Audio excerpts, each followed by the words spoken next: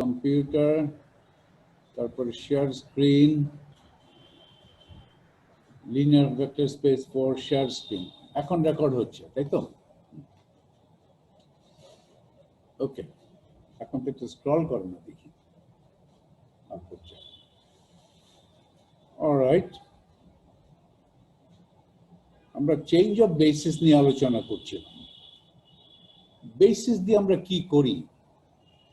একটা basis set যদি আমি ধরে নেই আমার হিলবার্ট স্পেসের জন্য, এটা মানে হচ্ছে হিলবার্ট স্পেসের যে কোনো ভেক্টরকে ওই বেসিস সেটে যে ভেক্টরগুলো নিয়েছি সেগুলোর সাপেক্ষে সেগুলোকে ধরে সেগুলোর টার্মসে লিনিয়ার কম্বিনেশন হিসাবে লেখা যাবে। বেসিস সেটের যারা ভেক্টরগুলো আছে সেগুলোকে আমি অর্থনর্মাল ধরে নিচ্ছি। অর্থনর্মাল 4.2 হচ্ছে অর্থনর্মালিটি কন্ডিশন, এবং যেহেতু ইউ গুলো বেসিস ইয়ে করে, একটা বেসিস সৃষ্টি করে ইউ দিয়ে, they build up a basis, U গুলো কমপ্লিট। ইউ গুলো কমপ্লিট মানে হচ্ছে হিলবার্ট স্পেসের যে কোনো ভেক্টরকে ইউর সাপেক্ষে লেখা যাবে। সেই কন্ডিশনটাকে বলা হয় কমপ্লিটনেস কন্ডিশন। তার মানে U I, ket U I, bra U I equal to identity. তাহলে এক মিনিট, জাস্ট এক মিনিট।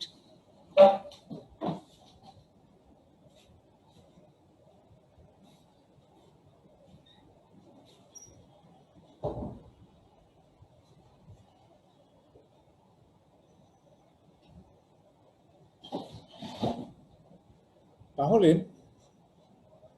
এই বেসিসের সাহায্যে আমরা যে কোনো কেট, যে কোনো ভেক্টর সাই যদি আমি নেই হিলবার্ট স্পেসে, সেই সাই এর রিপ্রেজেন্টেশন করে ফেলতে পারবো এই নাম্বার এআই দিয়ে। নাম্বার এআই গেল কি? এটা scalar product between Sai and UI, সাই ডান দিকে ইউআই বাম দিকে। এটাকে অথবা এই যে সংখ্যা এআই কে বলা হবে component of Sai along UI. এই ধরনের বিভিন্ন ইউআই এর মধ্যে অ্যালং এ বিভিন্ন কম্পোনেন্টস। এই কম্পোনেন্টস গুলো দিয়ে আমি একটা যদি কলাম ম্যাট্রিক্স গঠন করি, সেই কলাম ম্যাট্রিক্সকে বলা হবে representation of the Kate Sai in that basis. ওই বেসিস ব্যবহার করে এই রিপ্রেজেন্টেশন পেয়েছি। অন্য ধরনের বেসিস সেট নিলে এই রিপ্রেজেন্টেশনের যে এন্ট্রিগুলো A1, A2 এগুলোর মান চেঞ্জ হয়ে যাবে। এখন একটা ব্রাকে রিপ্রেজেন্ট করা যায় সাইয়ের যে ম্যাট্রিক্স, ওটাকে ড্যাগার করলে যেটা হবে সেটাই হবে ব্রা সাইয়ের ম্যাট্রিক্স। যেমন এই যে A1, A2, A3 ইত্যাদি করে কলাম ম্যাট্রিক্স করেছি, ওটা হচ্ছে সাইয়ের রিপ্রেজেন্টেশন। তাহলে ওই যে কলাম ম্যাট্রিক্সের ড্যাগার করা মানে কি? রো কে ইন্টারচেঞ্জ করলে রো ম্যাট্রিক্স হবে এবং প্রতিটা এলিমেন্টকে স্টার করতে হবে। তার মানে bra Sai is represented by the row matrix. Okay, A1 star, A2 star ইত্যাদি। খেয়াল রাখো, A1 কিন্তু component of Kate Sai along U1, সেটার স্টার স্টার করতে বাধ্য হচ্ছে কারণ এখানে ব্রা সাই এর রিপ্রেজেন্টেশন লিখছি। আর একটা যদি অপারেটর থাকে A, সেটার that operator would be represented by a square matrix. এটা আমি গত ক্লাসে আলোচনা করেছি। এখন আমার যেটা আলোচনার বিষয় এখানে সেটা হচ্ছে আমি যদি বেসিস পরিবর্তন করি, অরিজিনাল বেসিস ধরা ছিল ইউআই, আই ইকুয়াল টু 1, 2, 3 ইত্যাদি, এই সেটটা ছিল অর্থনর্মাল বেসিস। এই বেসিস থেকে চেঞ্জ করে যদি আমি অন্য একটা বেসিস যাই, সেম হিলবার্ট স্পেসের দ্বিতীয় আরেকটা basis set U I prime I equal to 1, 2, 3, এই সেটে যদি যাই, দুই সেটেই বেসিস, দুটাই অর্থনর্মাল। তাহলে এই বেসিসের এই পরিবর্তন করলে হিলবার্ট স্পেসে একটা ভেক্টর কেট অথবা একটা ব্রা অথবা একটা অপারেটর, এদের রিপ্রেজেন্টেশন কিভাবে পরিবর্তন হবে, পুরনো রিপ্রেজেন্টেশনের সাথে এবং নতুন রিপ্রেজেন্টেশনের মধ্যে সম্পর্কটা কি, সেটা আমি একটু বের করতে চাচ্ছি। ওকে, এখন ধরো change of representation for kets. Let psi, ket psi, be an arbitrary ket in the vector space V. এটা Hilbert space. In the new basis, নতুন basis ব্যবহার করে, the components ai prime of the ket psi are. এখন আমার basis গুলো হচ্ছে ui prime. ai prime কে কিভাবে define করছি? Scalar product between ket psi and ui prime. ui prime টা বাঁয়ে আছে। এই জিনিসটাকে বলা হবে component of ket psi along ui prime, এবং এটা নোটেশন দিচ্ছি ai prime। তাহলে এই প্রাইম সংখ্যাগুলো দিয়ে a1 prime, a2 prime, a3 prime দিয়ে যদি একটা কলাম ম্যাট্রিক্স গঠন করি, সেই নতুন কলাম ম্যাট্রিক্সটা হবে এই psi এর representation in the new basis ui prime. এখন আমি ai প্রাইমটা হচ্ছে জাস্ট একটা element of the column matrix corresponding to psi, ket psi in the new basis. এটাকে আমি পুরনো বেসিসের সঙ্গে রিলেট করতে চাই। তাহলে একটা জিনিস দেখো, ui prime, bra ui prime এবং ket psi এটার মাঝখানে একটা ডিকম্পোজিশন অফ আইডেন্টিটি করো। আমি এটা একটু অ্যানোটেট করে দেখাই। অ্যানোটেট, এই যে এখানে লিখেছি ui প্রাইম এবং psi এর মাঝখানে একটা জিনিস ইনসার্ট করেছি, আইডেন্টিটি ইনসার্ট করেছি। আমি কি ইনসার্ট করেছি? সাম ওভার জে, অবশ্যই সাম ওভার জে এটা বাইরে লিখছি, ket U J bra U J, sum over U J, ওটা তো ওয়ান আইডেন্টিটি অপারেটর, কারণ অরিজিনাল বেসিস তো হচ্ছে U J, J equal to 1 to infinity। Index I আর ব্যবহার করছি না, কারণ আই তো অলরেডি ব্যবহৃত হয়ে গেছে, সুতরাং দ্বিতীয়বার ইন্ডেক্স আই ব্যবহার না করাই ভালো। আরেকটা ইন্ডেক্স ব্যবহার করছি ইউজে। uj গুলো বেসিস, ফলে they satisfy the completeness condition. তার মানে sum over J ket U J bra U J is equal to identity. আমি এখানে জে না দিয়ে, জে তো ডামি ইন্ডেক্স, জে না দিয়ে এখানে কে দিতে পারতাম, sum over K ket U K bra U K, that would be identity. আমি যদি বলতে এখানে লিখতাম sum over I U I ket U I bra U I equal to identity, তখন আমার একটা গন্ডগোল বাঁধত। আই তো অলরেডি ব্যবহৃত হয়ে গেছে, পরবর্তীতে আই যখন দেখব তখন ঠিক বোঝা যাবে না কোনটার সঙ্গে আই ছিল। সেই জন্য একটা নতুন একটা ডিফারেন্ট ইন্ডেক্স দিয়েছি। এখানে যেটা ডামি, কারণ জের উপরে সাম আছে, আইটা ডামি নয়, আই একটা নির্দিষ্ট ইন্ডেক্স। এটা যদি দেই তাহলে, এবং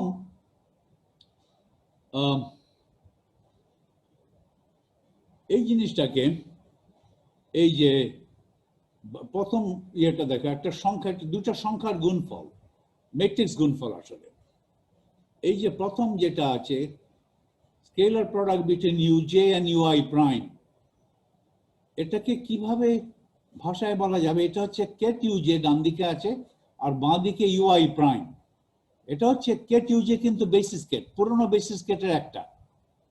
কেট ইউজের component along U I prime, U I prime হচ্ছে নতুন বেসিসের একটা কম্পোনেন্ট, একটা ভেক্টর। এই পুরোটা দেখো, বাঁদিকে ব্রা ইউআই প্রাইম, ডান দিকে ইউজে, এটাকে একটা নোটেশন দেই। এটা নোটেশন দেওয়া হলো এস আই জে। খেয়াল রাখো, আমি যদি অ্যানোটেট করি না, কিভাবে ড্র করি,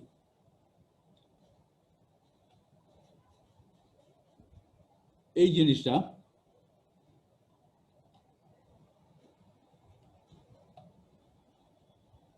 ড্র তো করা যায় না, দেখি। এই যে এইটা আর এইটা একই জিনিস, ওকে। ইউআই প্রাইম ইউজে, এটাকে বলছি এস আই জে বলছি। আর পরে যেটা আছে কেট সাই ইউজে, এটা তো হচ্ছে কম্পোনেন্ট অফ সাই অ্যালং ইউজে, ওটাকে বলবো এজে। এটা তো একটা ম্যাট্রিক্স ইকুয়েশনের মতো হলো, এটা একটা ম্যাট্রিক্স ইকুয়েশনের মতো হলো না? ai prime equal to sum over j sij aj, sij একটা স্কয়ার ম্যাট্রিক্স, ওটার ij এলিমেন্ট হচ্ছে এটা, বাঁ দিকে ব্রা ইউ প্রাইম, ডান দিকে aj।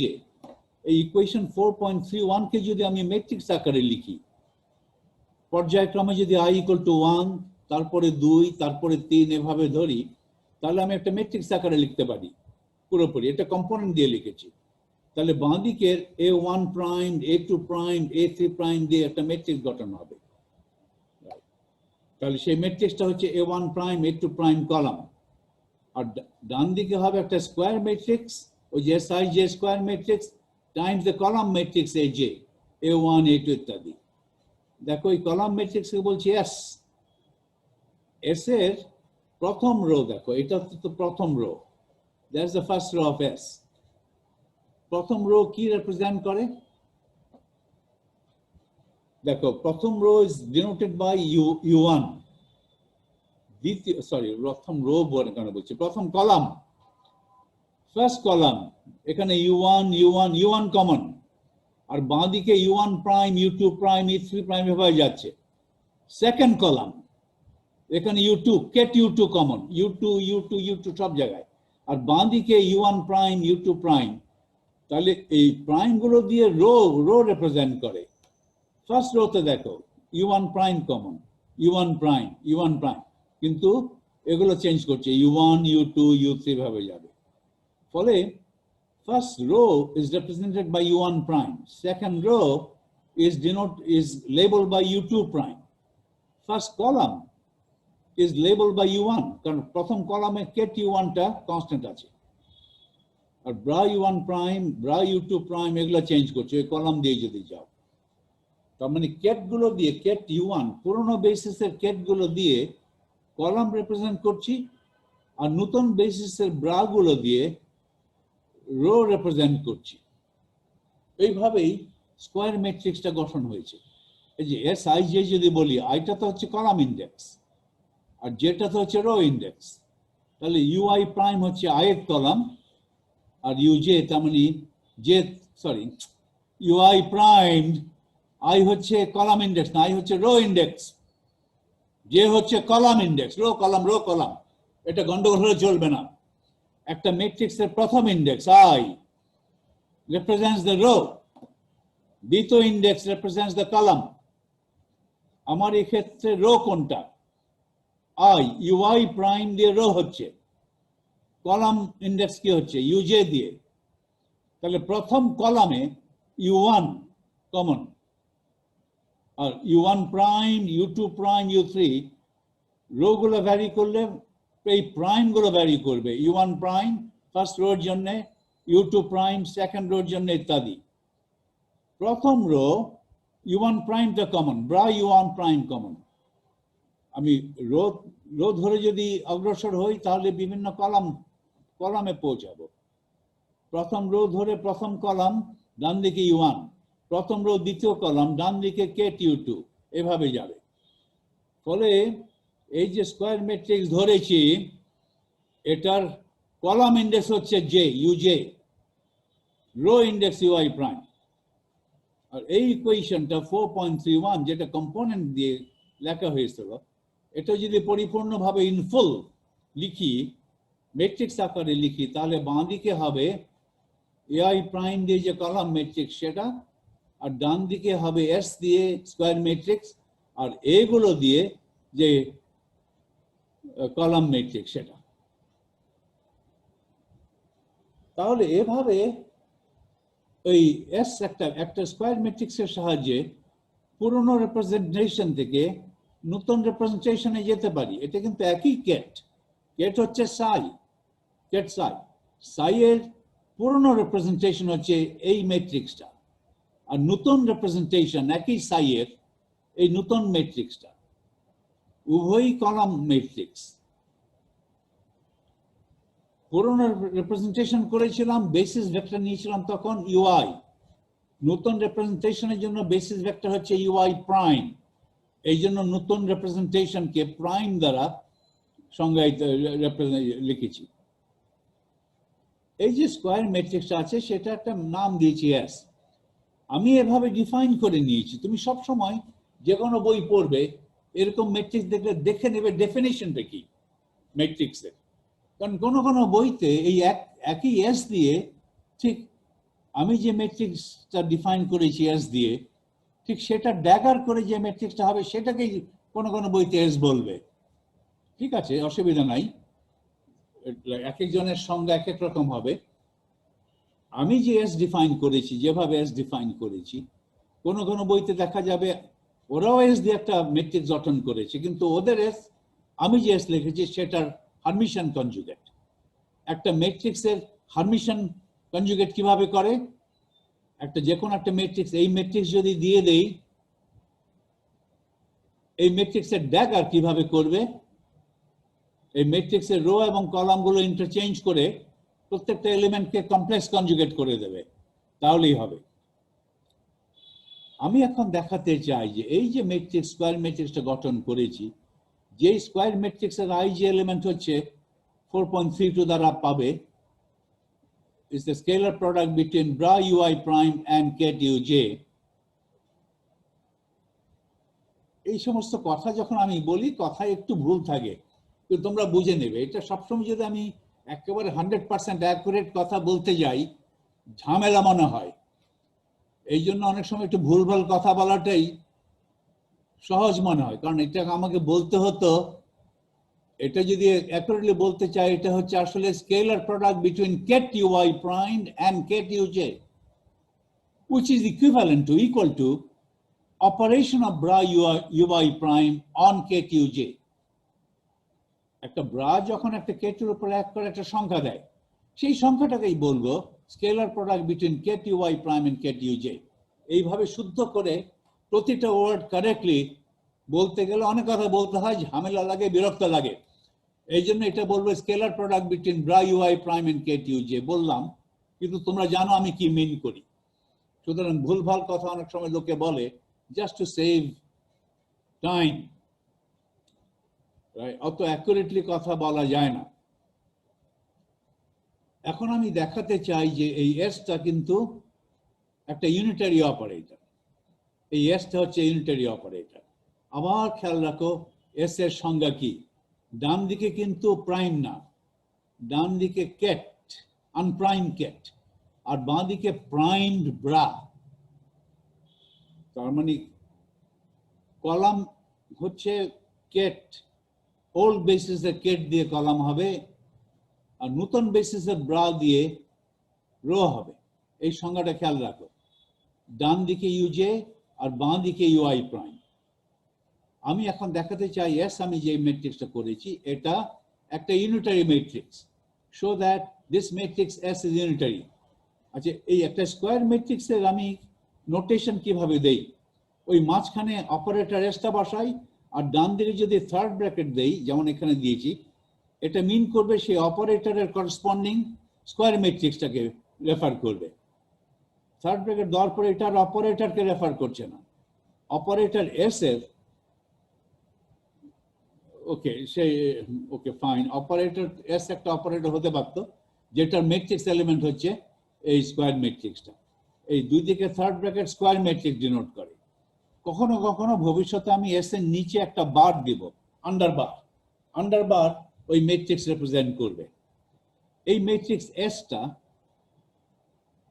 এই এস আই জে কিন্তু এলিমেন্টস, এই ম্যাট্রিক্স এসটা ইউনিটারি, এটা প্রমাণ করো। এস যদি প্রমাণ, ইউনিটারি প্রমাণ করতে চাই, ইউনিটারি ম্যাট্রিক্স, তাহলে এস এস ড্যাগার আর এস ড্যাগার এস উভয়ই আইডেন্টিটি হতে হবে।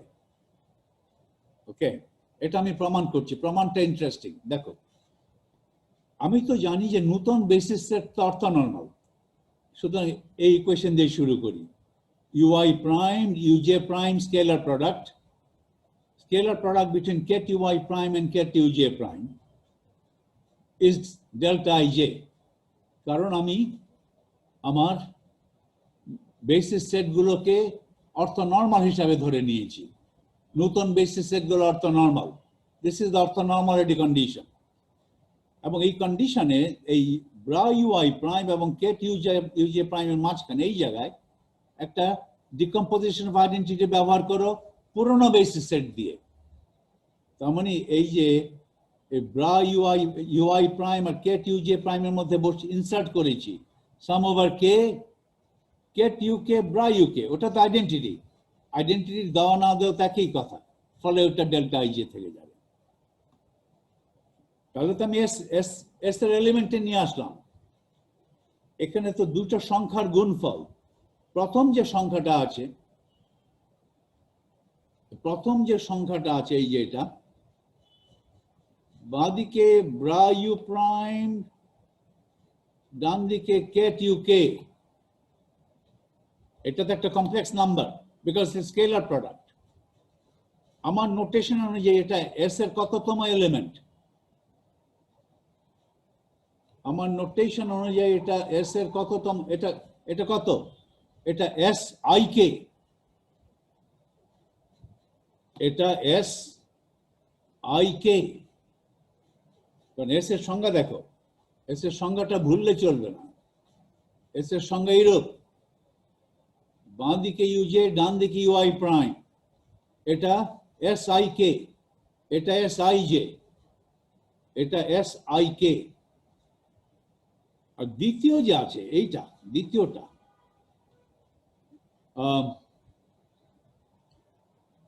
দ্বিতীয় টার্মটা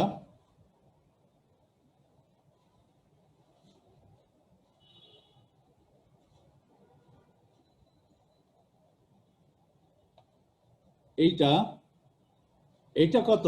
এটা কিভাবে লিখবে? এটা যদি এস এর সঙ্গে রিলেট করতে যায় কিভাবে লিখবে বলো দেখি? এটা কি হবে? S K J, S S K J নয়, এস এর ম্যাট্রিক্স এলিমেন্টে প্রাইম। এটা খেয়াল রাখো, আনপ্রাইমটা কেট হিসাবে থাকতে হবে, প্রাইমটা ব্রা হিসাবে থাকতে হবে। এখানে তো আনপ্রাইমটা ব্রা হিসাবে আছে। আমি যদি এটা উল্টে দেই তাহলে কি হবে? উল্টে দিলে একটা স্টার করে উল্টাতে হবে। আমি যদি এখানে অর্ডারটা পাল্টে দেই, এখানে তো ইউকে আছে ব্রা হিসাবে, এস এর সঙ্গে রিলেট করতে হবে। রিলেট করতে হলে ইউকে কে কেট আকারে প্রকাশ করতে হবে। তাহলে এখানে অর্ডারটা চেঞ্জ করতে হবে, ব্রা ইউকে কে কেট ইউকে করো। তাহলে অর্ডার যদি চেঞ্জ করি, ব্রা ইউকে এইখানে করলাম কেট ইউকে, আর ইউজে কেটকে ইউজে ব্রা করলাম, তাহলে একটা স্টার দিতে হবে। তাহলে একটা স্টার আছে, আর এখানে কি আছে? রাইট, তাহলে এটা হবে এস জে কে স্টার। দ্বিতীয় টার্মটা হবে এস জে কে আসে, এই সংজ্ঞার সঙ্গে মিলাতে হবে, তাড়াহুড়া করলে চলবে না। তাহলে প্রথম টার্মটা হচ্ছে এস আই কে, দ্বিতীয় টার্মটা হচ্ছে এস জে কে স্টার। ওকে, আমি দেখি এখন।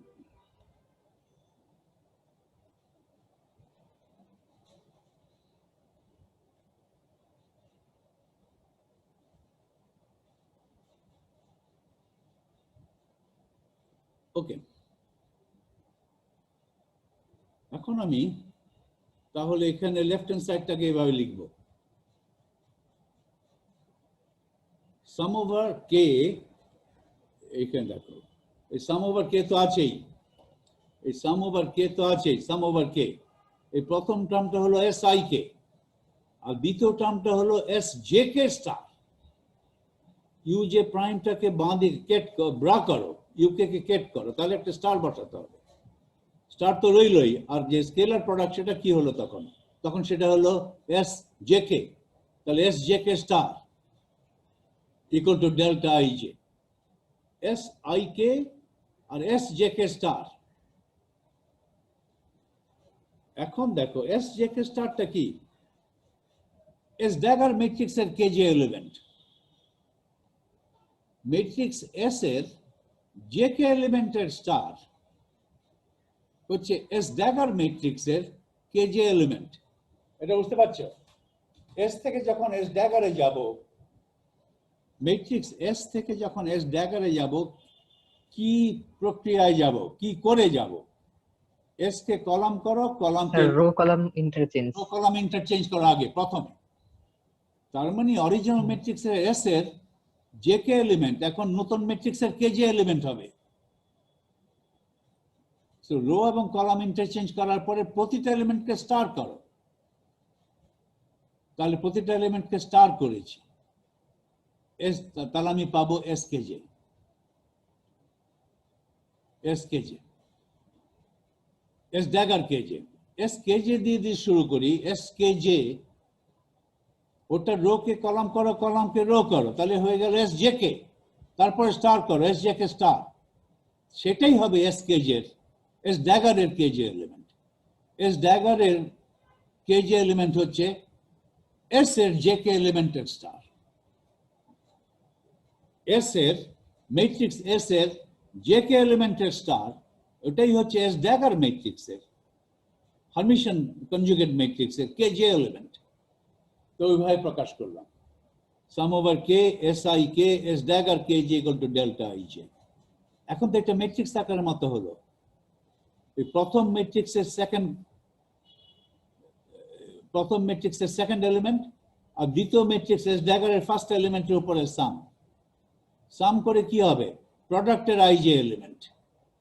এস এবং এস ড্যাগার ম্যাট্রিক্সের গুণ দিয়ে গুণফলের আই জে এলিমেন্ট কিভাবে বের করে, এস এর আই কে সেকেন্ড ইন্ডেক্স, পরের এস ড্যাগারের ফার্স্ট ইন্ডেক্স উপরে সাম, কে এর উপরে সাম, এস এর প্রথম ইন্ডেক্স কে এবং এস ড্যাগারের দ্বিতীয় ইন্ডেক্স জে, সাম করার পরে যেটা রইল সেটা হবে এস গুণ এস ড্যাগার, ওই ম্যাট্রিক্সের আই জে এলিমেন্ট, ওটা equal to delta I J.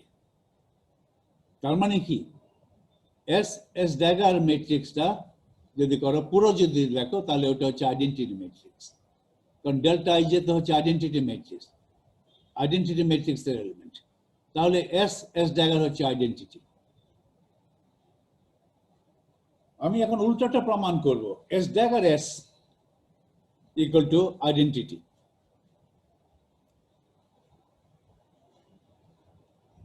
ওকে, তাহলে এখন শুরু করো, যে এটা দিয়ে যদি শুরু করি, ওল্ড বেসিস সেট হচ্ছে অর্থনর্মাল, তার মানে bra U I ket U J equal to delta I J.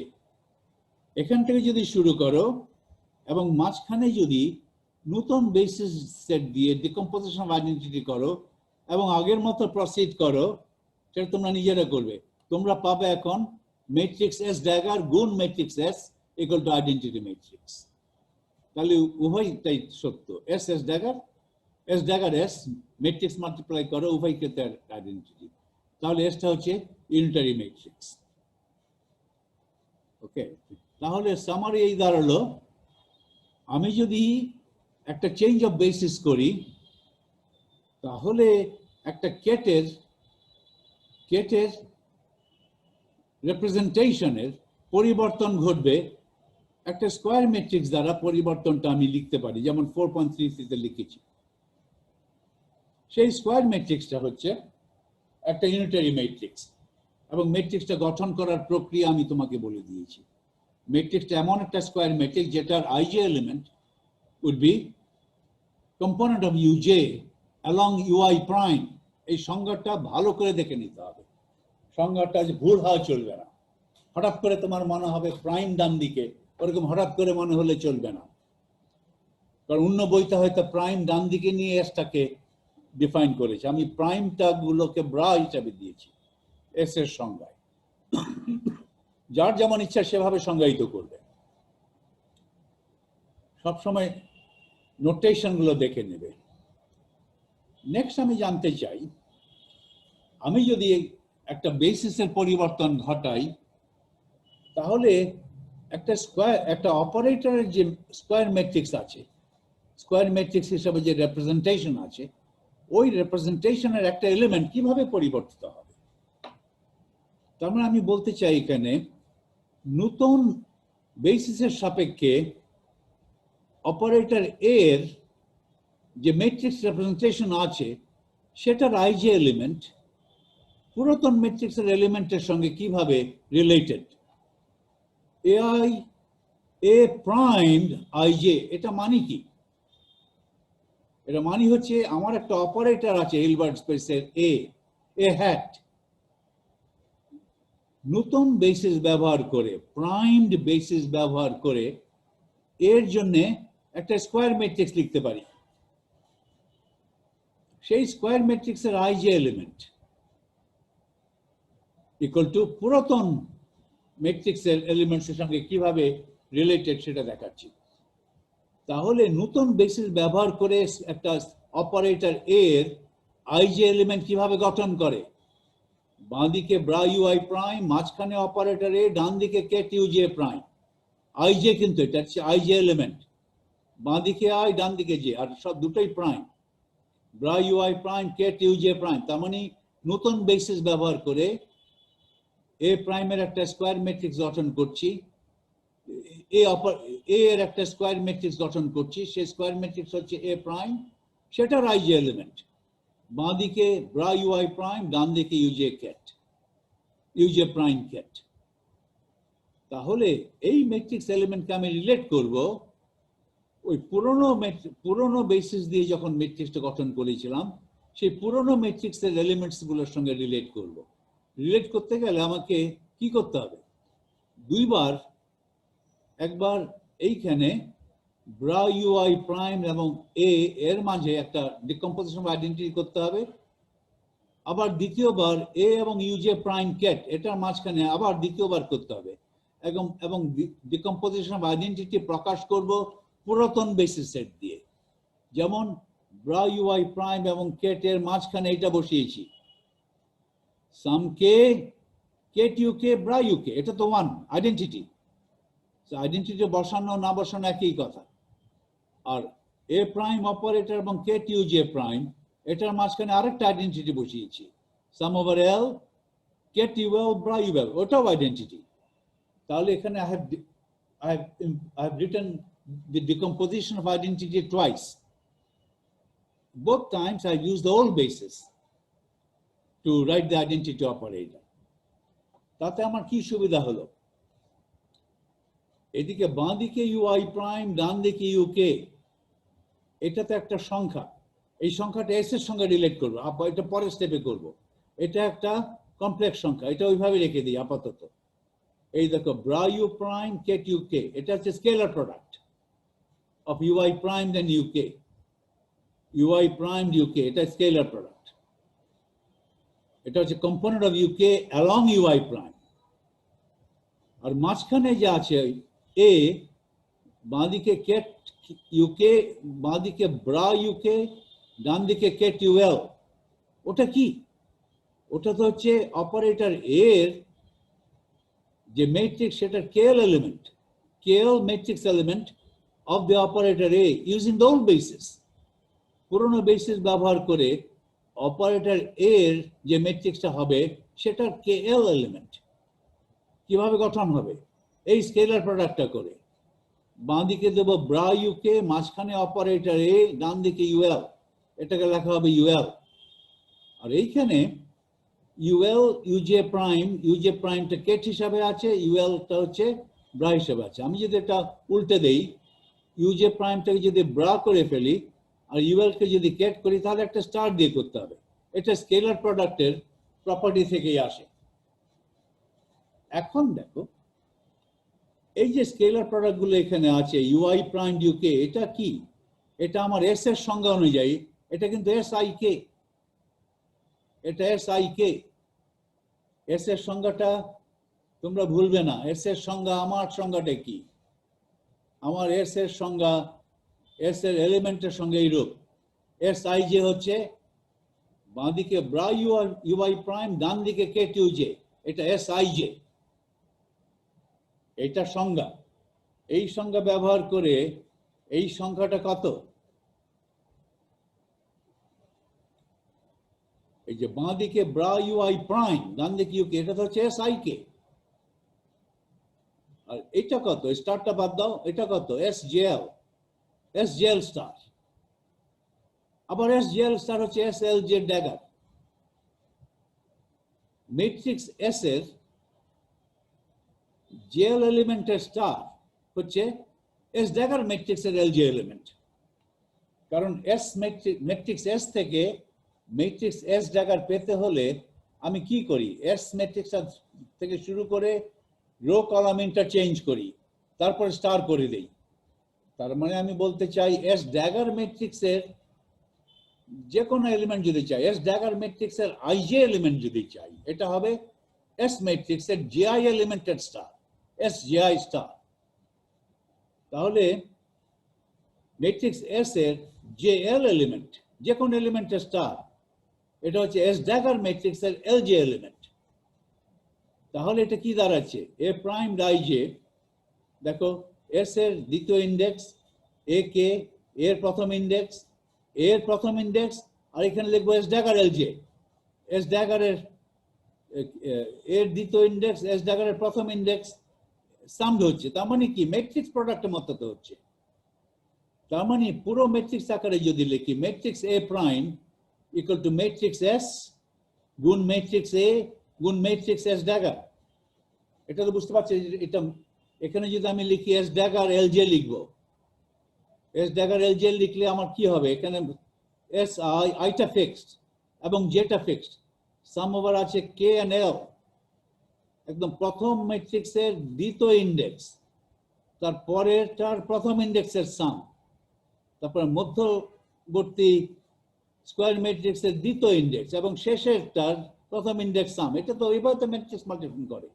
আর বাকি রইল কি আইজে, বাকি রইল আইজের উপরে সাম নেই। তাহলে এটা করে আমি একটা স্কয়ার ম্যাট্রিক্স এ প্রাইম পেলাম, সেই স্কয়ার ম্যাট্রিক্সের আইজে এলিমেন্ট পেলাম। এই করে করে প্রত্যেকটা এলিমেন্ট পেতে পারি। তার মানে matrix A prime full notation, full matrix notation যদি লিখি, matrix A prime equal to matrix S গুণ ম্যাট্রিক্স এ গুণ ম্যাট্রিক্স এস ড্যাগার। আবার এস যেহেতু ইউনিটারি, ম্যাট্রিক্স এস ড্যাগারের পরিবর্তে ম্যাট্রিক্স এস ইনভার্স লিখতে পারি। তাহলে matrix A prime, matrix A prime মানে কি? অপারেটর এর matrix representation in the new basis. আর ম্যাট্রিক্স এ কি? একই অপারেটর এর matrix representation using the old basis. তাহলে এই দুটো ম্যাট্রিক্সের মধ্যে কি সম্পর্ক? A prime equal to S, A S inverse. এই ধরনের এটা একটা transformation. I have transformed from matrix A to matrix A prime using another matrix S. এই ম্যাট্রিক্সটা হচ্ছে ইউনিটারি। এই ধরনের ট্রান্সফরমেশনটাকে বলা হয় transformation from one matrix A to another matrix A prime using a formula like this, এটাকে বলে similarity transformation. তার মানে আমি এইটা ভাষায় বলতে চাই, এই 4.37 ইকুয়েশনকে ভাষায় বলতে পারি এভাবে: the matrix A prime is related to matrix A via a similarity transformation by a unitary matrix. একটা unitary matrix দিয়ে similarity transformation করে A কে ট্রান্সফর্ম করে A প্রাইমে নিয়ে এসেছি। একটা সিমিলারিটি একটা ইউনিটারি ম্যাট্রিক্সের মাধ্যমে একটা ইউনিটারি ম্যাট্রিক্স ব্যবহার করে একটা স্কয়ার ম্যাট্রিক্স এ কে যদি আমি ট্রান্সফর্ম করতে চাই, তাহলে ওই স্কয়ার ম্যাট্রিক্স এর বাঁ পাশে ওই ইউনিটারি ম্যাট্রিক্স দেবে, স্কয়ার ম্যাট্রিক্সের ডান পাশে সেই ইউনিটারি ম্যাট্রিক্সের ড্যাগার দেবে। ড্যাগার দেওয়া আর ইনভার্স দেওয়া কি কথা? করে যে নতুন ম্যাট্রিক্স হবে সেটাই হচ্ছে পরিবর্তিত matrix A prime. Such a transformation of a square matrix is called a similarity transformation. তাহলে এ থেকে এ প্রাইমে যেতে গেলে আমাকে একটা এই ধরনের একটা ট্রান্সফরমেশনের মাধ্যমে যেতে হবে এবং সেটার এসটা কি ম্যাট্রিক্স সেটাও আমার জানা আছে, right? S is a matrix that connects the new basis to old basis. সেই ইউনিটারি ম্যাট্রিক্স S দ্বারা অপারেটর ম্যাট্রিক্স A কে যদি একটা সিমিলারিটি ট্রান্সফরমেশন করি, তাহলে নতুন ম্যাট্রিক্সটা পাবো। সেই নতুন ম্যাট্রিক্সটা হচ্ছে আমার representation of the operator in the new basis. এইভাবে রিলেটেড, এটা তোমাদের খেয়াল রাখতে হবে। কোন কোন বইতে ধরো বাঁ দিকে এটা যদি এমন হতো যে এস এমন ভাবে সংজ্ঞায়িত করেছি যে বাঁ দিকে এস প্রাইম হয়ে গেল আর ডান দিকে এস হলো। আমার এস যদি আমি উল্টা করে ডিফাইন করতাম, ধরো আমার এস এর সংজ্ঞা কোথায়? এস এর সংজ্ঞাটা কোথায় দেখি না তো। এইটা এইভাবে না করে এস ড্যাগারকে যদি আমি এস বলতাম, এস কে এভাবে সংজ্ঞায়িত না করে যে বলতাম S I J equal to bra U J ket U I prime, উল্টা করে যদি সংজ্ঞায়িত করতাম, তার মানে আমি যেভাবে সংজ্ঞায়িত করেছি সেভাবে না করে এটার কমপ্লেক্স, এটার হারমিশন কনজুগেটকে যদি আমি এস বলতাম, তাহলে আমার এই ফাইনাল ফর্মুলায় এইটা থাকতো। এই প্রথমে এস না থেকে প্রথমেই থাকতো এস ইনভার্স, পরে থাকতো এস। এখন সংজ্ঞার উপর ডিপেন্ড করে তোমার প্রথমে এস ইনভার্স থাকবে না এস থাকবে, যেটাই থাকুক না কেন, এস ইনভার্স এ এস অথবা এস এ এস ইনভার্স উভয়কেই বলে সিমিলারিটি ট্রান্সফরমেশন। অপারেটর এ এর বাঁ পাশে একটা ম্যাট্রিক্স দাও, যে কোনো ম্যাট্রিক্স, অপারেটর ডান পাশে যে অরিজিনাল যে বাঁ পাশে ম্যাট্রিক্স দিয়েছিলে সেটার ইনভার্স দাও, তাহলে যেটা হবে সেটাকে বলে সিমিলারিটি ট্রান্সফরমেশন। অপারেটর এ এর ম্যাট্রিক্স এ এর বাঁ পাশে একটা ম্যাট্রিক্স বসিয়েছি এস, ডান পাশে ওই এস এর ইনভার্স। স্যার হ্যাঁ, শুধু ম্যাট্রিক্স দিলেই হবে? এটা ইউনিটারি ম্যাট্রিক্স হতে হবে না স্যার? রাইট, এই ক্ষেত্রে ইউনিটারি হয়েছে, এই ক্ষেত্রে ঠিক আছে, এই ক্ষেত্রে ইউনিটারি হয়েছে। ইউনিটারি ম্যাট্রিক্স ছাড়াও আমি অন্য যে কোনো ম্যাট্রিক্স বসাতে পারতাম। অপারেটর এ আছে ধরো, যে কোনো একটা ম্যাট্রিক্স বাঁ দিকে বসাও, আর ডান দিকে বসাবে ওই বাঁ দিকের ম্যাট্রিক্সের ইনভার্স, তাহলে যেটা পাবো সেটা হচ্ছে এর similarity transformation by that matrix. এই ক্ষেত্রে আমার যেই ম্যাট্রিক্স দ্বারা সিমিলারিটি ট্রান্সফরমেশন হচ্ছে সেই ম্যাট্রিক্সটা হচ্ছে এস, এবং সেই ম্যাট্রিক্সটা হ্যাপেন্স টু বি ইউনিটারি। এর বাঁ পাশে আমার বসেছে এস, আর ডান পাশে বসেছে বাঁ পাশে যেটা বসিয়েছিলাম সেটার inverse. So it is a unitary transformation, similarity transformation by means of a unitary matrix. অথবা বাঁ পাশে আমার সংজ্ঞা একটু ভিন্ন করলে এর বাঁ পাশে বসতো এস ইনভার্স, ডান পাশে বসতো বাঁ পাশে যেটা বসিয়েছি সেটার ইনভার্স, এস ইনভার্স ইনভার্স, তাহলে এস বসতো, ওটাকেও সিমিলারিটি ট্রান্সফরমেশন বলে। ওই ইনভার্সটা তুমি ডানে দেখো না বাঁয়ে দেখো, ডাজন্ট ম্যাটার, এক জায়গায় ইনভার্স হলে আরেক জায়গায় ইনভার্স থাকবে না, সেটাকে বলা হবে সিমিলারিটি ট্রান্সফরমেশন। কোন কোন বইতে দেখবে হয়তো প্রথমেই বলেছে এস ইনভার্স তারপরে এ তারপরে এস, সেটাকে বলেছে এ প্রাইম। কিন্তু একটু যদি গভীরে দেখো সেই বইয়ের এস ইনভার্স আর আমার এস একই, আর সেই বইয়ের এস আর আমার এস ইনভার্স একই। ওকে, শুধু আমরা দুজনেই একই সিমিলারিটি ট্রান্সফরমেশন করছি। ওকে, সুতরাং তোমাকে সবসময় যে কোনো বই পড়ার সময়, যে কোনো নোট পড়ার সময় তোমাকে নোটেশনটা দেখে নিতে হবে, ইটস ইম্পর্টেন্ট। তার মানে এটা হলো একটা স্কোয়ার ম্যাট্রিক্সকেও কিভাবে ট্রান্সফর্ম করা যায় সেটা আমি বুঝতে পারলাম। একটা স্কোয়ার ম্যাট্রিক্সের এলিমেন্টস গুলো ট্রান্সফর্ম করবে by means of a similarity transformation using a unitary matrix. একটা ইউনিটারি ম্যাট্রিক্সের সাহায্যে, সেই ইউনিটারি ম্যাট্রিক্সটা কি যেটা সেটা সংজ্ঞা আছে, সেই ইউনিটারি ম্যাট্রিক্স এস এর সাপেক্ষে যদি এ কে একটা সিমিলারিটি ট্রান্সফরমেশন করি, তাহলে নতুন ম্যাট্রিক্স যেটা পেলাম, যেটাকে বলছি এ প্রাইম, সেই নতুন matrix A prime is the representation of the same operator A using the new basis. এটা আমাদের জানতে হবে। ওকে, এটা একটু খুবই ইম্পর্টেন্ট। ওকে, সুতরাং বারবার বারবার তোমরা এটা করবে। তোমরা নোটস গুলো পেয়েছো তো, ডাউনলোড করে রেখেছো, এই নোটস গুলো তোমাদের এখনই পড়তে হবে। ভবিষ্যতের আশায় ভবিষ্যতে পড়বো, এখন নোটস গুলোকে জমা করি, এটা করলে কিন্তু তোমরা ধরা খেয়ে যাবে। এই বেশিরভাগ কিন্তু সিলেবাসে আজ নেই, কিন্তু ব্যাকগ্রাউন্ড হিসাবে অতি জরুরি। এই নোটস গুলো বারবার বারবার পড়তে হবে। তোমার বইটা বারবার পড়ে পড়ে একটা একটা স্বাচ্ছন্দ্য বোধ থাকতে হবে এই সমস্ত ম্যানিপুলেশনে। You have to be comfortable in manipulating these symbols. So বারবার বারবার হ্যান্ডেল না করলে হবে না, খাটনি আছে। আপনি কোয়ান্টাম মেকানিক্স রপ্ত হয়ে যাবে সেটা কোনোদিন হবে না। ওকে, তাহলে আমার এই চ্যাপ্টার শেষ হলো। নেক্সট চ্যাপ্টার যেটা করতে চাই সেটা হচ্ছে নেক্সট লেকচার, এটা হচ্ছে হাতে লেখা নোটস। আনফরচুনেটলি এটা টাইপ করার আর সুযোগ পাইনি। আমি লেটেক ব্যবহার করে ওই ধরনের লেকচার নোট প্রিপেয়ার করি। লেটেক আমি স্ট্রংলি সাজেস্ট করব তোমরা লেটেক সফটওয়্যারটা ব্যবহার করা শুরু করো এবং লেটেক সফটওয়্যার একটু ফ্যামিলিয়ার হয়ে যাও, কারণ তোমরা দেখবে যে ফিজিক্স কমিউনিটির সবাই লেটেক ব্যবহার করে। ফিজিক্স অ্যান্ড ম্যাথ কমিউনিটি যত আছে, ছাত্র, শিক্ষক, researcher, PhD student, master student, সবাই লেটেক ব্যবহার করে।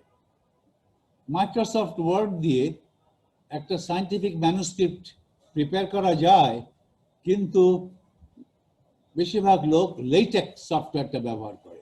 লেটেক, LATEX, লেটেক্স, উচ্চারণ কে, লেটেক। লেটেক সফটওয়্যারটা তোমরা ব্যবহার করা শুরু করো, ডাউনলোড করে, এটা free.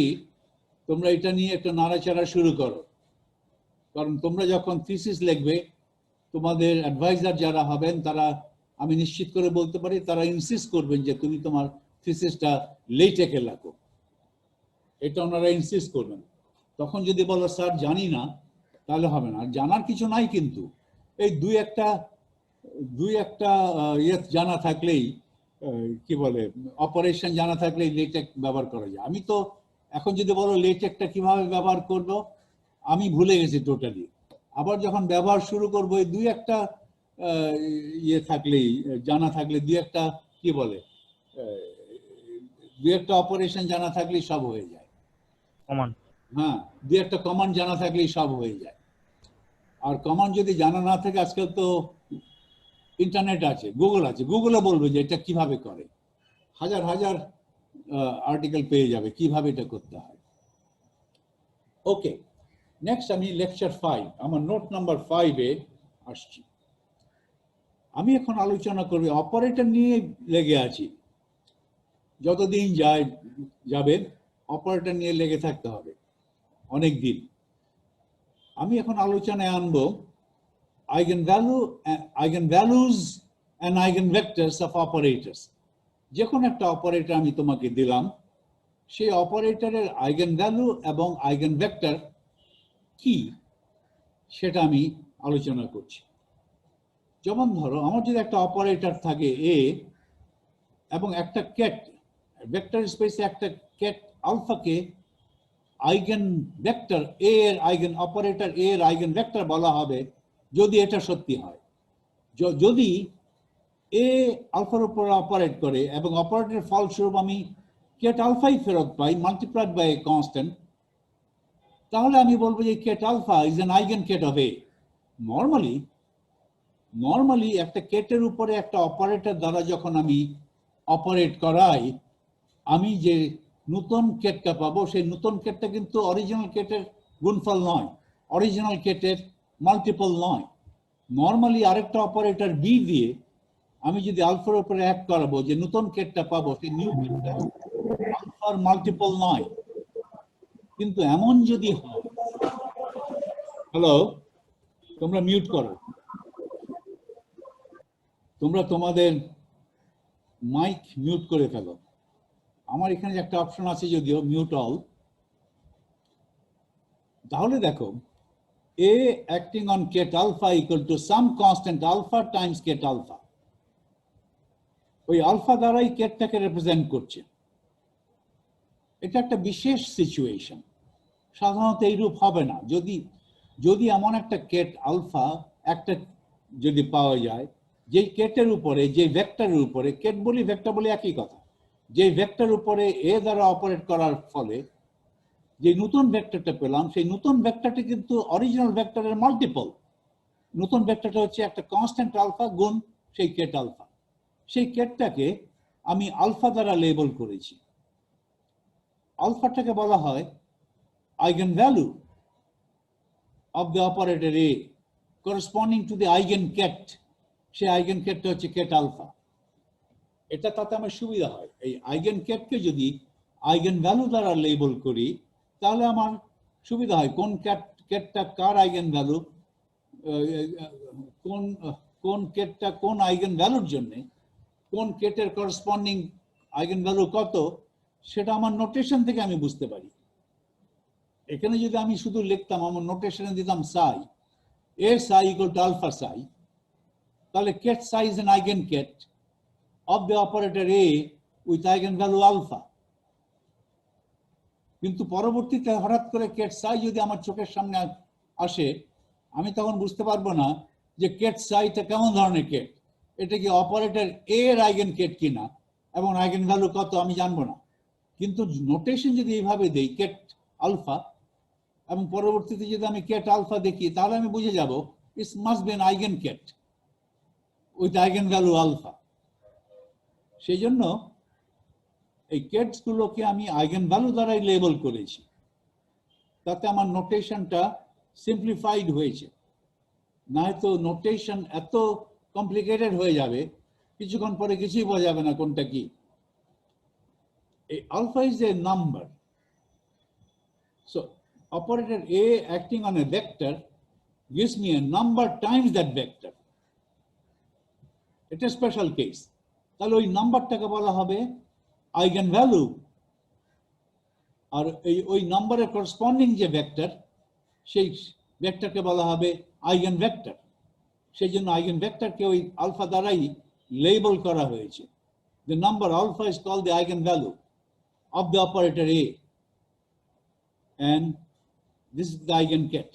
Thus the effect of A on an eigenket of A, এই যে কেট যদি eigenket হয়, কেট আলফা যদি A এর eigenket হয় with eigenvalue A, then the effect of A on that eigenket is simply multiplying the eigenket by the number alpha.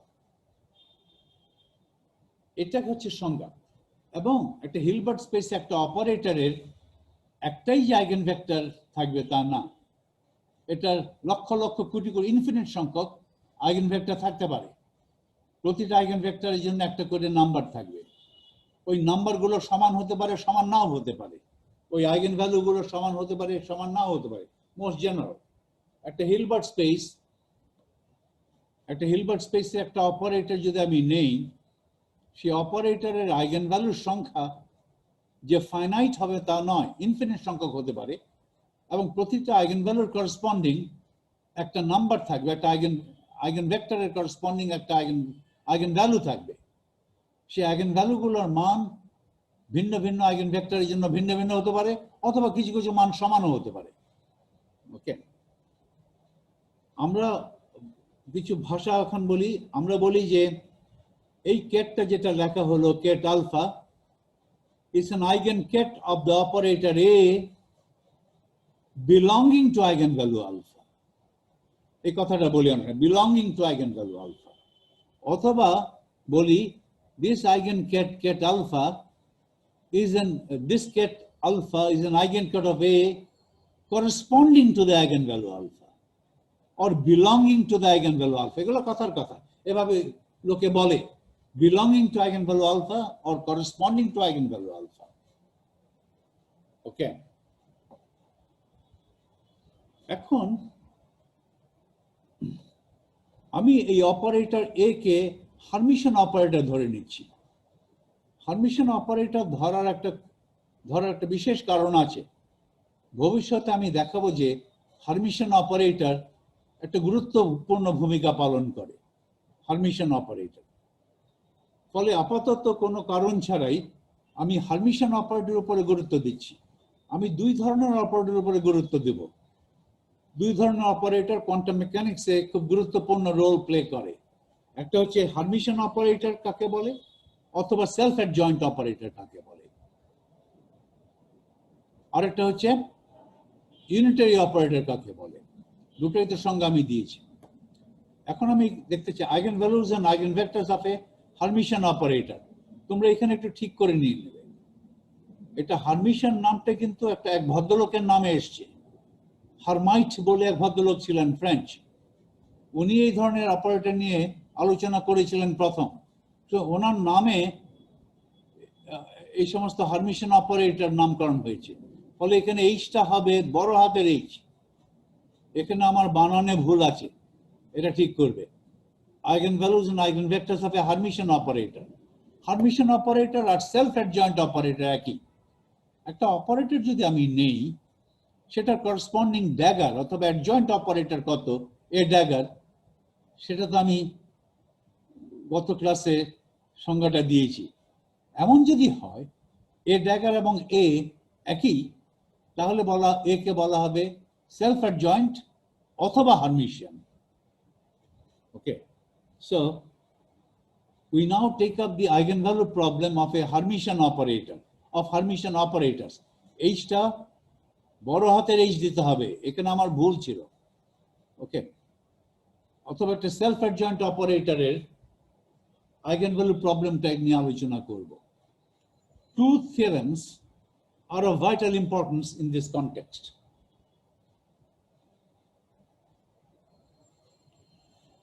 ওকে, আমার আর কতক্ষণ সময় বাকি আছে?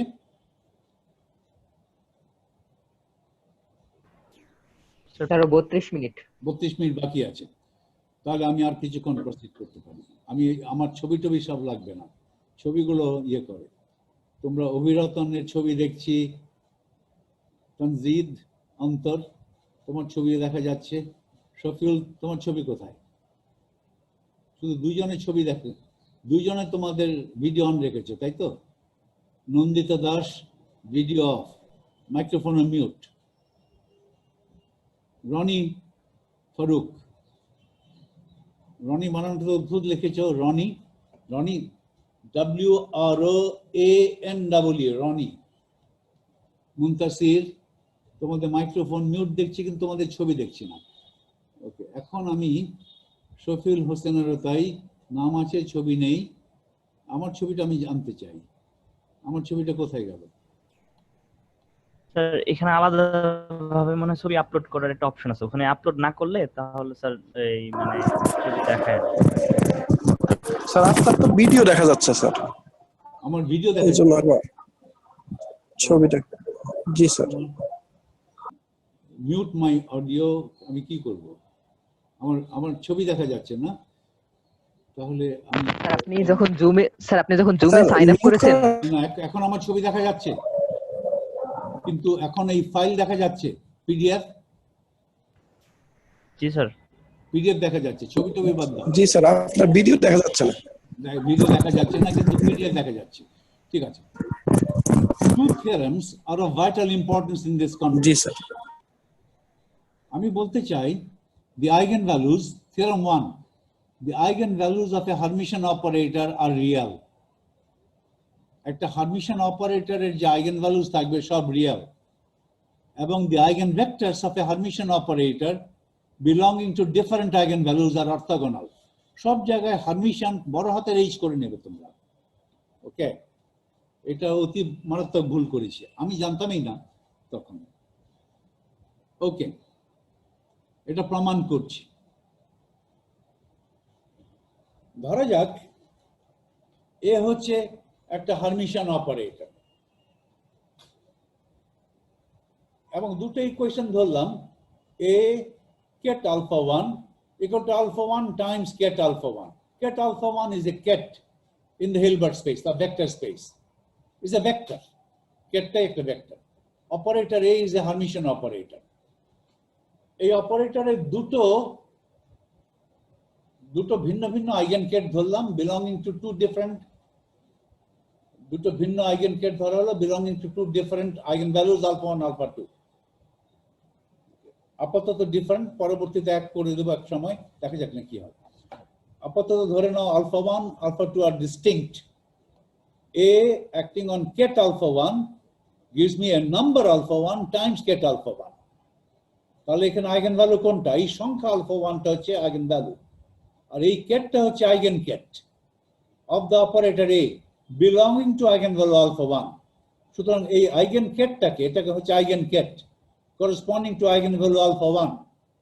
ফলে এই আইগেনকেটটাকে alpha 1 দ্বারা লেবেল করা হলো। ওকে, ket alpha 1 is an eigenket of the operator A corresponding to eigenvalue alpha 1. একইভাবে ket alpha 2 is an eigenket of the Hermitian operator A corresponding to eigenvalue alpha 2. আমি প্রথমে প্রমাণ করতে চাই এই আইগেনভ্যালুগুলো রিয়েল যদি এ হার্মিশিয়ান হয়। আচ্ছা, একটু ম্যানিপুলেট করি। এই ক্ষেত্রে আমি জেনারেল রেখেছি আলফা 1 আলফা 2 ভিন্ন হতে পারে, অথবা আলফা 1 আলফা 2 সমান হতে পারে। আলফা 1 আলফা 2 যদি সমান হয় তাহলে আমি একই ইকুয়েশন দুবার লিখেছি, আর আলফা 1 আলফা 2 যদি ভিন্ন হয় তাহলে দুটো ইকুয়েশন আছে এখানে। আলফা 1 আলফা 2 যদি সমান ধরে নেই, ধরো আলফা 1 আলফা 2 আলফা, তাহলে A ket alpha equal to alpha ket alpha, আবার এ কেট আলফা আলফা, একই ইকুয়েশন দুবার লেখা হয়েছে, আর কিছু না। এখানে আমি ধরে নিতে পারি আলফা 1 আলফা 2 গুলো সমান, তাহলে একই ইকুয়েশন দুবার লেখা হয়েছে, অথবা আলফা 1 আলফা 2 ভিন্ন হলে দুটো ইকুয়েশন লেখা হয়েছে। ওকে, প্রথম ইকুয়েশন থেকে ধর একটা ম্যানিপুলেট করছি। প্রথম ইকুয়েশনকে যদি আমি ব্রা আলফা 2 দ্বারা এক করাই, স্কেলার প্রোডাক্ট নেই, if I multiply the first equation by bra alpha 2, এটাকে বলি অনেক সময় বলি মাল্টিপ্লাই করছি। এই কথা, এটাও কথার কথা, এখানে আসলে ব্রা আলফা 2 তার সংজ্ঞা না, রাইট? ব্রা আলফা 2 দিয়ে তো আর মাল্টিপ্লাই করা যায় না। আমি ব্রা আলফা 2 দিয়ে এইটার স্কেলার প্রোডাক্ট করছি, আর কিছু না। তাহলে অপারেট করছি ব্রা আলফা 2। আলফা 2 তো হচ্ছে একটা linear function. Bra alpha 2, bra alpha 2 দিয়ে যদি আমি ইকুয়েশন 1 এর উপরে অ্যাক্ট করাই, তাহলে বাঁ দিকে একটা সংখ্যা পাবো, ডান দিকে একটা সংখ্যা পাবো। ব্রা আলফা 2 দিয়ে একটা কেটের উপরে অ্যাক্ট করানো মানে কি? এখানে আলফা একটা কেট, আলফা 1 একটা কেট, এই দিয়ে অ্যাক্ট করার পরে যেটা থাকে সেটাও একটা কেট। একটা ব্রা দিয়ে যদি একটা কেটের উপরে অ্যাক্ট করাই তাহলে আমি একটা সংখ্যা পাই, আর ব্রা আলফা 2 দিয়ে সেই কেটের সঙ্গে অপারেট করা মানে হচ্ছে I take the scalar product between alpha 2 and that original ket, alpha 2 টা কমার বাঁ পাশে। এটা আসলে scalar product between ket alpha 2 and ket a alpha 1. Alpha 2 is first vector, বাঁ দিকে কমার বাঁ দিকে, আর আলফা 1 টা যে দ্বিতীয়, প্রথমটা, দ্বিতীয়টা ডান দিকে। তাহলে multiply equation 1 by bra alpha 2, শুধু বাঁ দিকে ব্রা আলফা 2 বসিয়ে দিবে। এটা কিন্তু অপারেটর, সংখ্যা না। এটা যদি সংখ্যা হতো তাহলে ব্রা আলফা 2 এসে এই আলফা 1 এর বাঁয়ে বসতে পারতো, এই আলফা 2 ব্রা আলফা 2 এসে আলফা 1 এর বাঁয়ে বসতে পারতো, কিন্তু এখন এটা এর বাঁয়ে বসাতে হয়েছে, কারণ এটা অপারেটর। অতীতে আমি অপারেটর এ হ্যাড দিয়ে লিখতাম, এখনো লিখি, কিন্তু এটা ভুলে গেছিলাম এখানে হ্যাড দিতে। কনটেক্সটে বুঝতে হবে এগুলো অপারেটর। তাহলে এই আলফা 1 টার সংখ্যা, এইখানে আলফা 2 টা ঠিক আলফা 1 এর সঙ্গে, কেট আলফা 1 এর সঙ্গেই বসবে, কারণ আলফা 1 টা নাম্বার, এটা আমি বাইরে বসাতে পারবো। আচ্ছা, আবার নেক্সট এই ইকুয়েশন 2 এর অ্যাডজয়েন্ট ইকুয়েশন নাও। অ্যাডজয়েন্ট নাও মানে কি? এই লেফট হ্যান্ড সাইডে যদি অ্যাডজয়েন্ট করো কি হবে? এখানে আছে এই অর্ডার আছে A action alpha 2, ket alpha 2, alpha 2 এর পরিবর্তে হয়ে যাবে ব্রা আলফা 2, আর এর পরিবর্তে হবে এ ড্যাগার, আর এখানে হয়ে যাবে আলফা 2 স্টার, তারপরে ব্রা আলফা 2। এটাই তো হচ্ছে করেসপন্ডেন্স, ডুয়াল করেসপন্ডেন্স এইটাই। সংখ্যাগুলো সব কমপ্লেক্স কনজুগেট হয়ে যায়। আলফা 2 একটা সংখ্যা, কেট গুলো ব্রা, ব্রা গুলো কেট হয়, আর অপারেটর গুলো সব ড্যাগার হয়, আর অর্ডার উল্টে যায়। এখানে বলছে এই ইকুয়েশন 2 যদি দেখো, operator A acting on ket alpha 2 gives me alpha 2 times ket alpha 2, আর এইখানে বলছে অপারেটর এ ড্যাগ, তাহলে operator A dagger acting on bra alpha 2 gives me alpha 2 back. কিন্তু এই সংখ্যাটা, যেই সংখ্যা দিয়ে ব্রা আলফা 2 টা গুণ হবে, সেটা আলফা 2 নয়, সেটা আলফা 2 স্টার। আমি কি করেছি, ইকুয়েশন 2 এর করেসপন্ডিং যে একটা ইকুয়েশন আছে ডুয়াল স্পেসে, ব্রা স্পেসে, সেটা লিখেছি।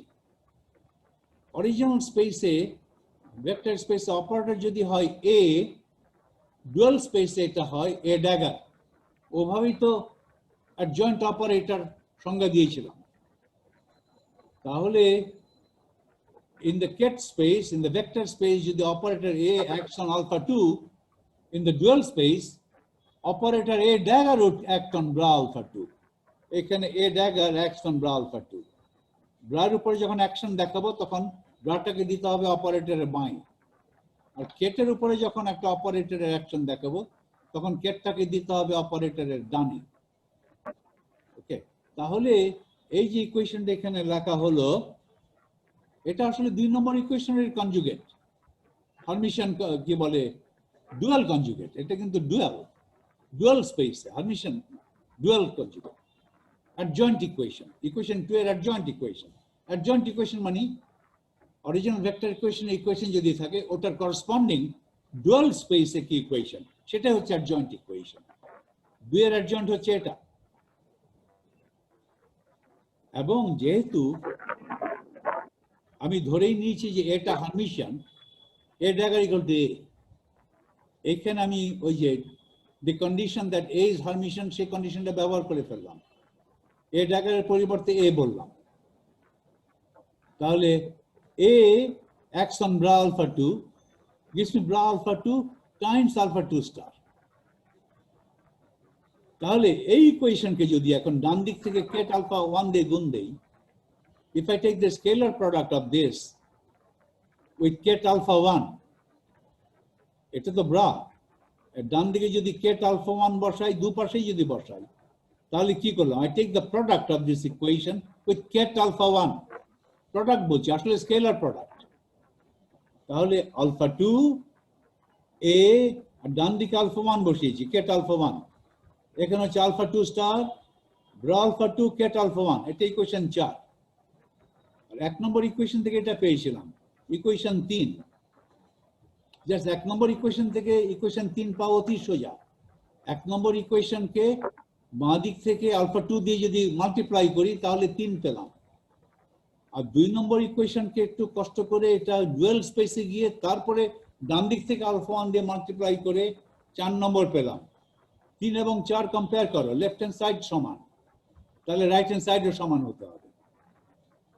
ওকে, রাইট হ্যান্ড সাইড যদি সমান হয়, দুটো রাইট হ্যান্ড সাইড সমান হলে এটা লিখতে পারি, alpha 1 minus alpha 2 star alpha 2 alpha 1।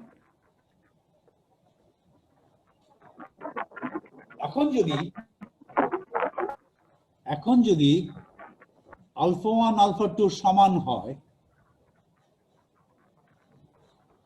Alpha 1 এবং আলফা 2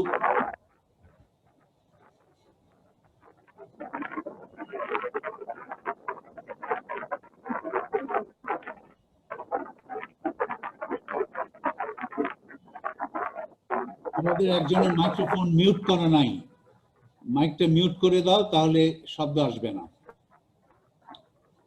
ওকে, এখন ধরো এই জায়গাটা অনেকে কনফিউজড হয়, যদি আমি ধরে নেই যে আলফা 2 এবং আলফা 1 এক, তার মানে একই ইকুয়েশন দুইবার লিখেছিলাম, ওই একই ইকুয়েশনকে দুই ভাবে ম্যানিপুলেট করেছি। যদি এমন হতো যে আলফা 1 আলফা 2 সমান, তাহলে তো আলফা 1 এখানে হতো, ধরো এখানে হতো আলফা 2 সমান সমান আলফা 1 যদি হতো, একই ইকুয়েশন দুবার যদি লিখতাম, তাহলে এখানে কি হতো, alpha 1 alpha 1 bra alpha 1 ket alpha 1, ওটা তো কখনো শূন্য হবে না, কারণ ব্রা আলফা 1 কেট আলফা 1 যদি করি তাহলে হচ্ছে এটা কি, এটাকে বলে scalar product of ket alpha 1 with itself, right? Alpha 1 এর স্কেলার প্রোডাক্ট যদি উইথ ইটসেলফ নাও, এটা তো কখনো শূন্য নয়, কারণ এই কেটগুলো তো নাল কেট নয়, নাল কেট হলেই শূন্য। In fact if I take the scalar product of alpha 1 with itself, ওটাকে লিখবো alpha 1 bra alpha 1 ket alpha 1, এভাবে লিখবো। It is the scalar product of ket alpha 1 with itself. It must be non-zero because ket alpha 1 is a null ket, is not a null ket. In fact, এইভাবে scalar product of ket alpha 1 with itself is a real number, এটা real, এবং এটার square root যখন করব ওই real নাম্বারটা, সেটাকে বলা হবে ওই কেট আলফা 1 এর নর্ম, ওই আলফা 1 কেট এর নর্মকে বলা হবে এই স্কেলার প্রোডাক্ট নিয়ে ওটা স্কয়ার রুট করা। তার মানে আলফা 2 আর আলফা 1 যদি সমান নেই, তাহলে একই কেটের স্কেলার প্রোডাক্ট উইথ ইটসেলফ, ওটা কখনো শূন্য নয়। ফলে আলফা 1 এটা শূন্য, আলফা 1 মাইনাস আলফা 1 স্টার শূন্য। 2 যদি 1 এর সমান হতো তাহলে এই ফ্যাক্টরটা শূন্য নয়, প্রথম ফ্যাক্টরটা শূন্য। আলফা 1 মাইনাস আলফা 1 স্টার 0, তার মানে আলফা 1 রিয়েল। তার মানে alpha 1 is an arbitrary eigenvalue, তার মানে যে কোনো আইগেন ভ্যালু রিয়েল হবে। এখন ধরো আলফা 1 আলফা 2 এক নয়, তারা ভিন্ন, কিন্তু এটা প্রমাণ হয়ে গেল যে ওগুলো রিয়েল, তাহলে স্টার্ট দিতে হবে না। আলফা 1 আলফা 2 দুটো ভিন্ন ভিন্ন আইগেন ভ্যালু, প্রতিটাই রিয়েল। এখন ধরো ভিন্ন ধরে নিচ্ছি, আলফা 1 আলফা 2 আগে 2 = 1 ধরে নিয়েছিলাম, এখন তারা সমান নয়, কিন্তু তারা রিয়েল, এটা প্রমাণ হয়েছে, তার স্টারটা বাদ দিয়েছি। তাহলে alpha 1 minus alpha 2 times the scalar product alpha 2 alpha 1 = 0। Alpha 1 alpha 2 যদি সমান না হয় তাহলে এটা শূন্য নয়, তাহলে এই স্কেলার প্রোডাক্ট শূন্য হতে হবে। তাহলে scalar product of alpha 2 with alpha 1 শূন্য, যদি আলফা 1 আলফা 2 ভিন্ন ভিন্ন হয়। তার মানে eigen Keats belonging to different eigenvalues must be orthogonal. দুটো কেট যদি নেই, একটা কেট হচ্ছে আলফা 1 কেট, একটা কেট নিচ্ছি আলফা 2 কেট, আমি একটা স্কেলার প্রোডাক্ট করছি, আলফা 2 বাঁয়ে আলফা 1 ডানে। আচ্ছা, তাহলে আলফা 2 করসপন্ডিং ব্রা লিখতে হবে, ব্রা আলফা 2, ডান দিকে কেট আলফা। এই স্কেলার প্রোডাক্টটা শূন্য যদি alpha 1 alpha 2 সমান না হয়। If alpha 1 and alpha 2 are unequal, then the two kets belonging to the two different eigenvalues must be orthogonal, is 0. That is, eigenvectors belonging to different eigenvalues are orthogonal. এটাকে বলে orthogonal. Okay. তাহলে একটা হার্মিশন অপারেটরের দুটো ভিন্ন ভিন্ন eigen value যদি আমি নেই এবং দুটো ভিন্ন আইগেন ভ্যালুর করসপন্ডিং দুটো আইগেন ভেক্টরের স্কেলার প্রোডাক্ট যদি আমি করি, তাহলে ওটা শূন্য হবে। তার মানে আমি বলতে পারি ওই দুটো eigenvector orthogonal to each other, এবং প্রতিটা আইগেন ভেক্টরকে আমি নরমালাইজ করে দিতে পারি। Owing to the linearity of the operator A, we can normalize the eigenvectors. এই কথাটা বুঝতে পারছো? ধরো একটা আইগেনভেক্টর আছে কেট আলফা 1, আলফা 1 এর করসপন্ডিং একটা আইগেনভেক্টর আছে কেট আলফা 1। কেট আলফা 1 যদি আইগেনভেক্টর হয়, কেট আলফা 1 কে একটা কনস্ট্যান্ট দিয়ে গুণ দিলেও ওটা অপারেটর এর আইগেনভেক্টর থেকে যাবে, কারণ অপারেটর এ হচ্ছে লিনিয়ার। এটা বুঝতে পারছো? একটা লিনিয়ার অপারেটর এর eigen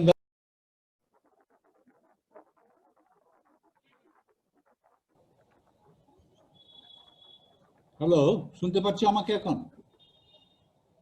do you hear me? Sir disconnect হয়ে গিয়েছিল মনে হয়। তাহলে আমি আবার শেয়ার করি, আমার এখানে প্রবলেম দিচ্ছে।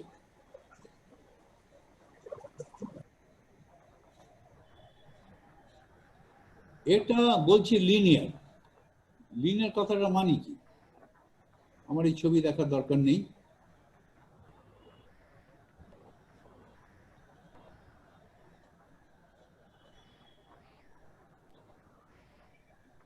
ধরো এই কোয়েশ্চনে দেখো, a alpha 1 equal to alpha 1 ket alpha 1. Ket alpha 1 is an eigenket of alpha 1, eigenket of the operator A corresponding to eigenvalue alpha 1. এখানে যদি একটা c দিয়ে গুণ দাও, তাহলে এখানে c একই c দিয়ে গুণ হবে। এই ইকুয়েশনকে যদি একটা সি দিয়ে গুণ দাও, ধরো আমি অ্যানোটেট করে দেখাচ্ছি।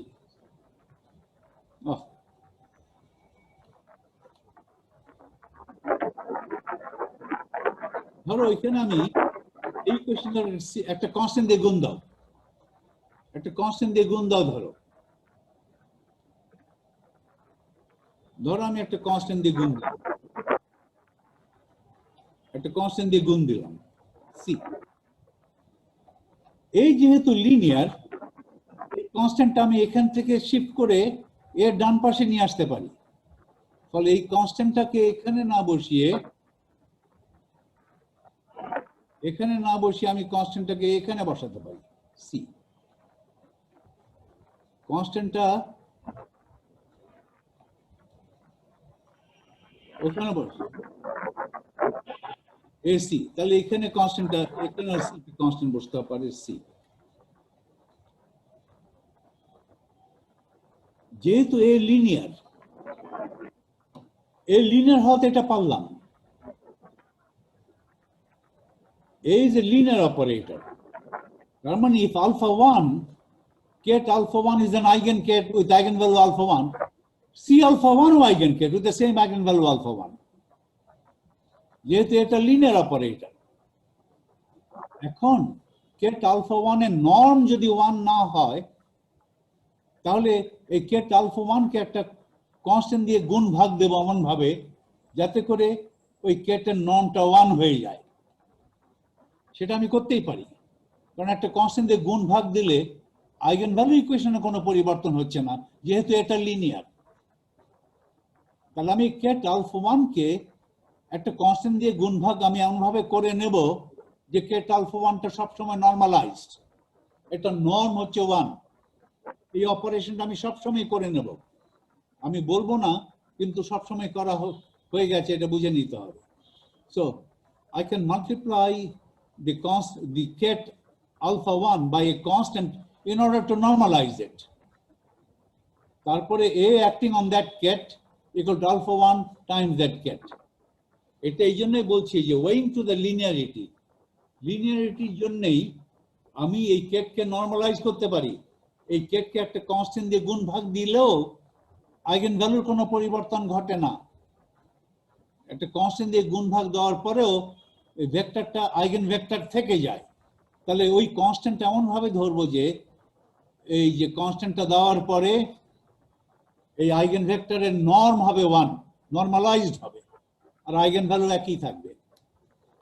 এটা করা যায় যেহেতু লিনিয়ার অপারেটর, এই জন্যই এই কথাটা বলেছি এখানে। Owing to the linearity of the operator A, we can normalize the eigenvectors. We shall therefore usually assume that alpha 1, alpha 2 scalar product is delta alpha 1, alpha 2.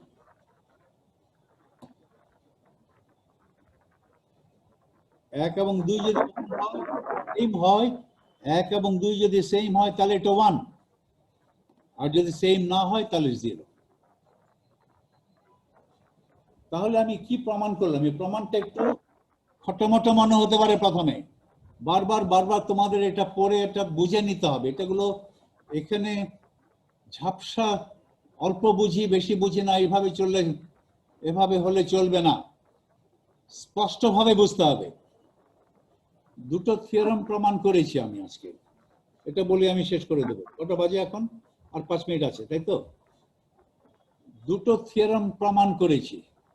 একটা হারমিশন অপারেটরের আইগেন ভ্যালুগুলো রিয়েল এবং eigenvectors of a Hermitian operator corresponding to different eigenvalues are orthogonal, এবং যেহেতু প্রতিটা eigen ভেক্টরকে আমি নরমালাইজ করে নিতে পারি, আমি the set of eigenvectors